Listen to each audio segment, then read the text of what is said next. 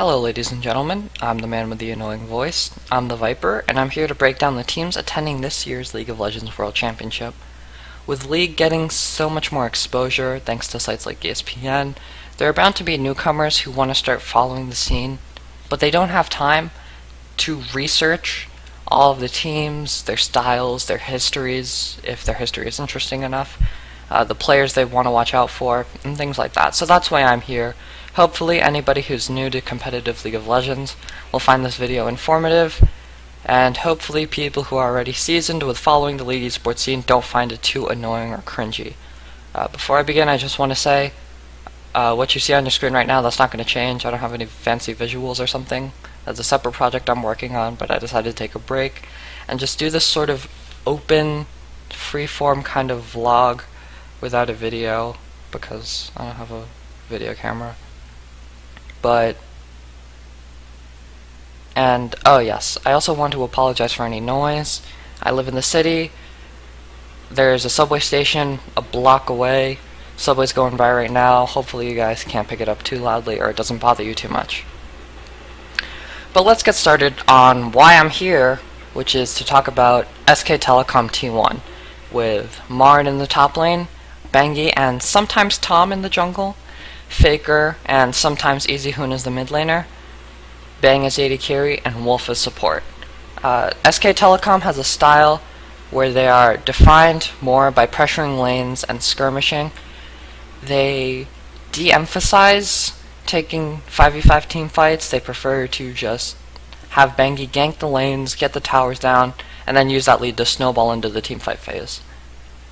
Bengi much prefers to gank for the top lane and the mid lane, with Marn and Faker having very good mechanics. They're very good in lane. Faker, of course, being the best player in the world. And so, as such, they sort of de-emphasize the bot lane. Bang and Wolf are sometimes left to fend for themselves, but they have the tools, Bang and Wolf, they have the skills required, the tools they need to go even in lane, or not lose too badly, or sometimes win lane. So that's sort of how SKT finds a win. If they have to, they can also play very diverse team comps, which will help them win a series. They can play some siege comps, they can play pick comps, they can play full out 5v5 team comps if they have to.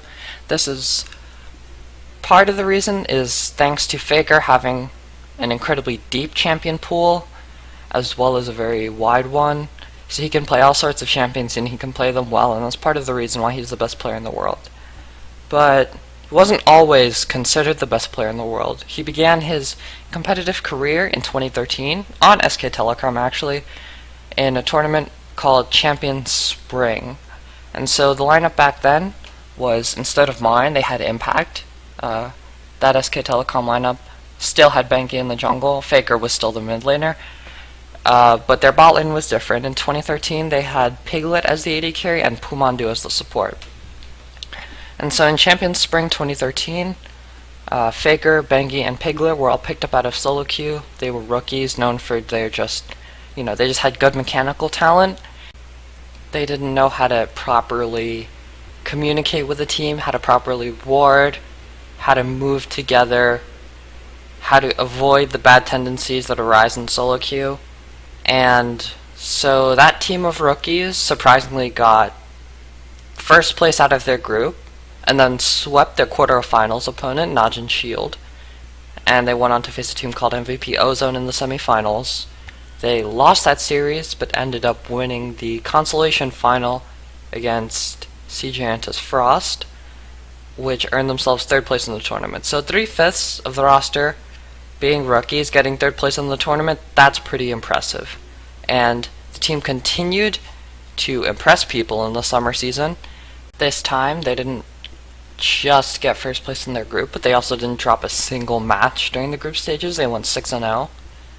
They swept their quarterfinals opponent, the Jenner Falcons, and they beat Ozone this time. So when they lost to Ozone in the spring season, they beat them this time in the summer season, and that set them up for a final against the KT Bullets for the championship. Now, that series, SKT versus the KT Bullets, is one of the best series in League of Legends. It's just an awesome series. If you want, you can either click on your screen if I'll add annotations, or just check the description and I'll put links to the games, because those are honestly some great games. If you're one of those people who I'm joining the League of Legends fan base, I want to follow esports, and I want to know some really good games to watch to get me initiated, then those are some of the games you should watch. For the first two games, the KT Bullets ran this fast push comps, where their goal was to push down towers really fast with champions like Tristana and Fiddlesticks, and the lead they got from pushing down towers so fast, they would use it to group, push down more towers, and thus snowball the game. And that worked with them for games 1 and 2. In game 3, SKT responded with an all-in comp, picking champions like Malphite and Vi and Zed, and they used that all-in comp to get ahead of the KT Bullets before KT could start knocking down their towers and grouping, and did what they did in the previous 2 games. So SKT used that pick comp in games 3 and 4, and that set up a game 5. Game 5 in Korea is traditionally blind pick, and that makes for some very good games. This one, of course, being no different. In this particular game, we saw 2 Shens and 2 Zeds. In that final, we saw one of the best outplays in the game with Faker's legendary duel versus Ryu. I'll put that in the description really quick, or you could just type in YouTube Faker versus Ryu, and that should be the first result. But the KT Bullets ended up losing that game. SKT reverse sweeped them. They first went down 0-2 against the Bullets, and then they went back and won the series 3-2. And with that first place, SKT earned first seed in the regional qualifier, where they faced the KT Bullets again in the regional qualifier. The winner of the regional qualifier series got to go to Worlds, while the loser unfortunately didn't get to go to Worlds. SKT won that series again 3-1, and so they went on to go to the World Championship and win the World Championship. Season 3 Worlds, which was the tournament SKT qualified for and won, was, I'll be honest, SKT dominated that tournament. There was really only one team, Najin Blacksword, which gave SKT a run for their money. Other than that, they didn't really lose too much or show any signs of weakness. It was a great showing by SKT, proving to the world that they were the best team. They proved how good of a team they really were by moving on to the next season, Champions winner 2013 to 2014, and winning that without dropping a single game, which is probably, you could argue it's more impressive than winning the World Championship, because the caliber of teams they had to go through to win that Champions Winter was a lot harder than winning the World Championship. SKT had to beat Blaze, they beat Samsung Blue, they beat the KT Bullets again, and then they beat Samsung Ozone, who are all very good teams. When, if you look at Worlds, SKT, okay, great, they beat OMG. OMG was their only competition during the group stage, and then they beat Najin Sword. Two good teams they had to beat, whereas here you have 4, maybe 5 if you want to count SK Telecom's sister team, which were their practice partners. But if you don't count it, then it's 4 very good teams versus the 2 at the World Championship. But I digress. They proved they were a dominant team by winning Champions Winter, and then they fell into a little bit of a slump in Champions Spring. This was partly because their support, Pumandu, who was also a shot caller, decided to take a break due to medical reasons, as it was announced by the SK Telecom organization. And this time the team barely made it out of the groups, and they lost in the quarterfinals to Samsung Ozone, who they had beat in the previous season of Champions. So you can already sort of feel that difference in the results that Pumandu had. So SKT ended up falling in the quarterfinals of that tournament. But thanks to their performance in Winter, they were invited to All-Stars, which took place in May of 2014, and I'm not going to talk too much about it because, okay, they just wrecked All-Stars. They didn't drop a single game. Granted, there wasn't that... the competition at All-Stars wasn't that good. Maybe OMG, if you want, but they swept them 3-0. SKT sort of just stomped that. That was also with Pumandu, so Pumandu came back for All-Stars, and then SKT just crushed it. Now, despite the fact that SKT with Pumandu totally crushed the All-Stars in 2014, they came back champions summer 2014, and they just weren't the same SK Telecom. They, again, didn't get first place in their group. They barely made it out, thanks to the head-to-head difference with one of the other teams, and they got knocked out in the quarterfinals again by Samsung White, which was Samsung Ozone, the team they beat in Champions Winter 3-0, but also the team that knocked them out of the quarterfinals last season. So they fell to Samsung White again, and that put them on the edge a bit about qualifying for Worlds, sort of just like they did in 2013. But when most people in the winter season going into the spring thought that SKT was going to be an easy qualifier for Worlds, at the end of the year it was looking a bit iffy. Now, whether that was from the meta change, so the meta shifted to sort of not fit the team comps SKT used to win Season 3 Worlds and then win Champions and then win All-Stars and things like that, or whether it's because their actual skill dropped off a little bit, maybe they were in a bit of a slump, that's up for debate. The point is they ended up not qualifying for Worlds. They lost a tiebreaker against Samsung White, who, by the way, went on to win the World Championship later that year, so there's not too much shame in losing to the World Champions, but they still lost a tiebreaker with them in second place, so they had to qualify from the last seed from Korea, and they ended up losing 1-3 against Najin White Shield. So, 2014 Worlds, no SKT. They continue the curse of the World Champions not making it back the following year, and that was SKT in 2014. Now, we get to 2015, and a couple things change in Korea.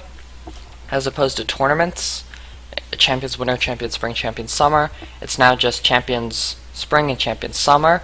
They're also a bit longer. It's turned from a tournament into a league, which has a regular season and playoffs instead of group stages and playoffs. And they also got rid of sister teams, so a lot of the competition from SKT moved to China, partly because there were less slots on the roster, but also partly because China just offered some of the Korean players just enormously large amounts of money. Anyway, most of SKT's competition went to China. In fact, SKT, two of their players, Impact and Piglet, they went to North America to play, and Pumandu also retired, so that just left Bengi and Faker from the original lineup. Now, SKT concentrated their roster by taking Marin, Easyhoon, Bang, and Wolf, 4 players from the sister team that I mentioned earlier. They were called SK Telecom T1S, and the 4 players now, they just joined with Bengi and Faker, and they just create this, now just SK Telecom T1 going into 2015. And in 2015, well, there's not that much to talk about. SKT finished second in the regular season in Champions Spring, falling to the GE Tigers, who finished first. They faced the GE Tigers again in the finals, beating them 3-0, without SKT having to play either Bengi or Faker, so that was pretty impressive. But just a side note, the GE Tigers were in a different patch that they weren't adapted to, that they had played on in the regular season, so that's a little bit as to why GE lost that final. But SKT swept them nonetheless. They moved on to the mid-season invitational, where the group stages, they dominated, got first place, went undefeated. But then in the final, you have a little bit of hesitation. They beat their semi-final opponent, Fnatic, but Fnatic, a Western team, which normally doesn't challenge the Korean teams, Fnatic took them to 5 games, which is damn impressive by the Western scene. EDG not only took SKT to a Game 5 as well in the finals, but they also beat SKT. The only time a foreign team has beaten SKT in a best-of series. Summer season was a lot more dominant than the spring season in Korea for SK Telecom. They finished first place, only dropping 1 best-of-3 during the round-robin stage, and they swept the final against KT Rolster 2-0. And that's SKT now. Will they win another championship this year at Worlds? Well, there's only one way to find out. Now, let's dive a bit into the roster of SK Telecom T1. We'll start with their top laner Marin. Now, Marin is most known for his Rumble play. He is also a very good Maokai and Gnar player. Those are the three champions he plays the most often. Look for them to be picked or banned by the enemy team at SKT during Worlds. Marin has, I think, like a 23 or a 24 game winning streak in competitive play on Maokai, and is like 25-1 or something like that all time. So Marin is a very good Maokai player. Now we move on to the jungle. We have Bengi. He has 4 main champions that'll play. Lee Sin, which most of the junglers in Korea play. Elise, which is a power pick at the moment. And then he'll also play Nunu and Vi. Bengi this season has also been known to play a lot of Rek'Sai. Of course, he didn't play that back in 2013, 2014 season as much, partly because Rek'Sai wasn't released yet. I don't actually remember when Rek'Sai was released. Once you start to play the game for like a long time, all the champion releases get jumbled and you don't know. But getting back to Bengi's main champion pool. Vi, he played during that final against the KT Bullets in that pick/all-in comp.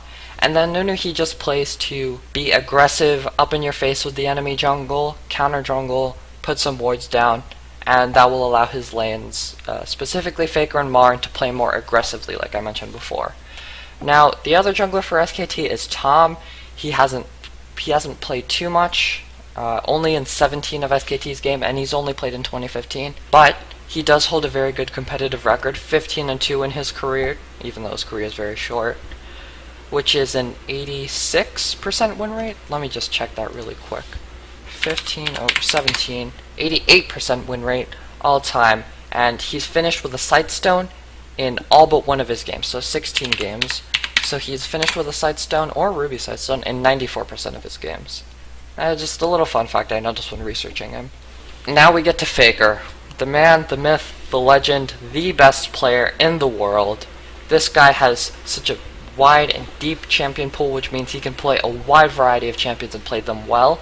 He's played 37 champions in professional play and holds a winning record, so a win rate above 50%, on 26 of those champions. He hasn't lost a game on Riven, Zed, Yasuo, or LeBlanc until that game 5 against EDG, which I talked about at this season's mid-season invitational. Faker is just a god. If you really want to get a grasp on what this guy does, you can just look up like Faker montage onto YouTube and just find all sorts of plays. Now, there's not much to say on EasyHoon because he gets overshadowed so much by Faker, but he does serve a needed role in the team, where Faker will play assassins and aggressive champions. EasyHoon will play those more backline, those ranged mages like Azir, like Xerath. He's played a couple times, not as much as Faker. He was part of that final against the GE Tigers, where SKT swept GE, so he does have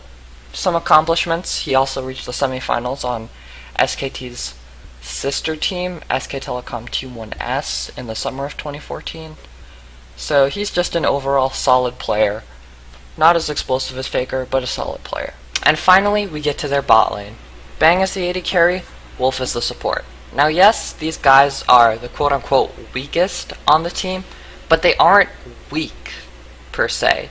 Yes, they're weaker than Faker and Marin, but they will have their games, most notably Bang, will have games where he goes on and he carries the game as opposed to Faker or Marin. They don't get as much help from the jungler, Bengi, because Bengi most of the time is setting up vision and setting up plays for his top lane Marin and his mid lane Faker. That being said, they're still a consistent bot duo who can show up in a big way sometimes. Bang this season has played a lot of Corki, a lot of Vayne, and Wolf has been playing a lot of Gianna and a lot of Alistar. And that's SK Telecom. I hope you enjoyed this video, listening to me talk about my favorite team for however long this video is. I hope that you're a bit of a fan of SKT now and you'll tune into their games starting this October for the World Championship. We'll see what group they get placed in, and see if they can bring home their second world title. Now, if you guys like it, please give it a thumbs up or show me some indication that I should continue this or not. If you guys do want me to continue, I'll put a link in the description as to which team you'd like me to do next. If you thought my voice was gay or annoying and you made it this far, well, first of all, I'd like to ask, why would you listen to an annoying voice for this long? But also tell me how annoying it was if you want in the comments or in the Reddit thread. And if you're a person who actually cares, then I would be very open to tips on how to improve it. If you've noticed, in this last segment I've said a lot. I'm working on it. Hopefully it won't happen as much in the second video. But, yeah, I guess that's it. Thanks for listening. I'll catch you next time. Bye.